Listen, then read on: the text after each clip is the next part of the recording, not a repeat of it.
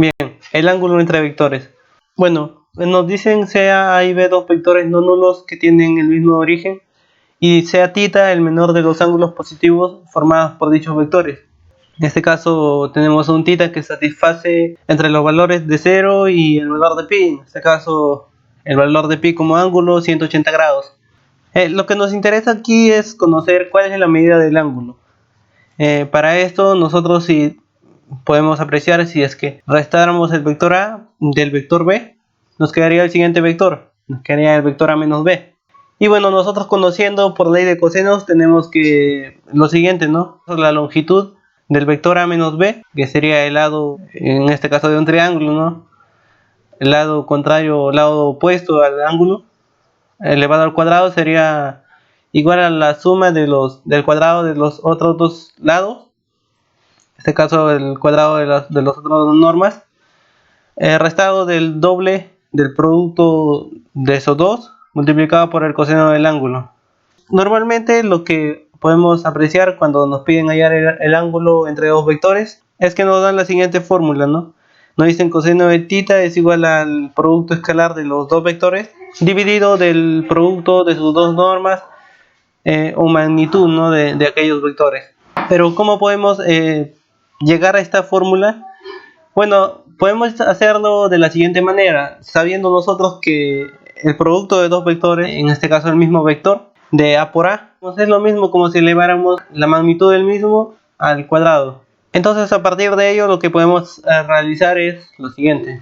Y nosotros ya al operar nos quedaría de la siguiente manera, en donde nos damos cuenta que podemos simplificar datos iguales a los dos lados de la ecuación. Y de la misma manera podemos simplificar el menos 2. Nos quedaría de la siguiente forma y ya despejando el coseno de θ nos quedaría la ecuación que conocemos normalmente, ¿no? El coseno de θ igual al producto escalar de los dos vectores que nos dan dividido por el producto de la norma de los vectores. Y es con esta fórmula que podemos hallar cualquier ángulo entre dos vectores, ¿no? Ya sea en el plano bidimensional como en el plano de 3 dimensiones.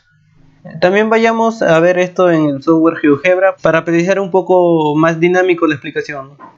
Y ya estando en GeoGebra, por ejemplo, lo primero que vamos a hacer, en este caso como vamos a trabajar en el plano tridimensional, vamos aquí al menú y nos vamos a vista 3D.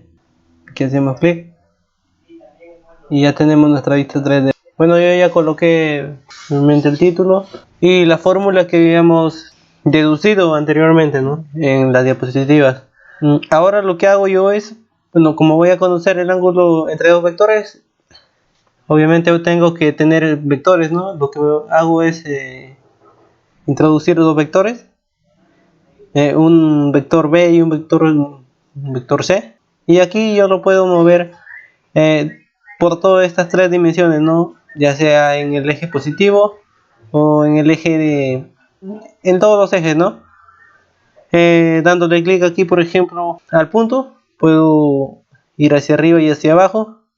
Y entonces lo que voy a hacer yo es ubicar un vector 1,2,2. Aquí simplemente puedo colocar un vector 1,2,2 y otro vector, el punto 3,1,1. Y yo lo que quiero hacer es encontrar el ángulo entre estos dos vectores. Me voy aquí a este cuadrito de ángulo y selecciono el ángulo y selecciono los puntos.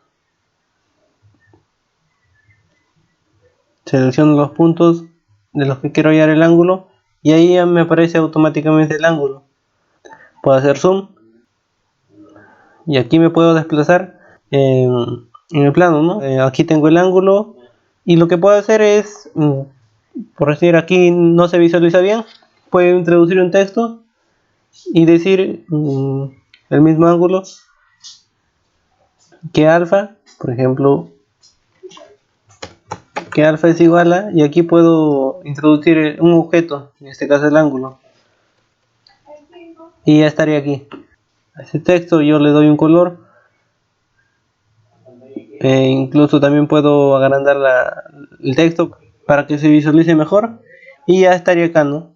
Y a medida que yo voy moviendo los vectores, el ángulo va cambiando, ¿no? Como decía, el ángulo está entre los valores de 0 y pi, en este caso 180, ¿no? Y eso sería todo en GeoGebra, cómo hallar el ángulo entre dos vectores, en este caso en el plano tridimensional, en la vista gráfica 3D. Muchas gracias.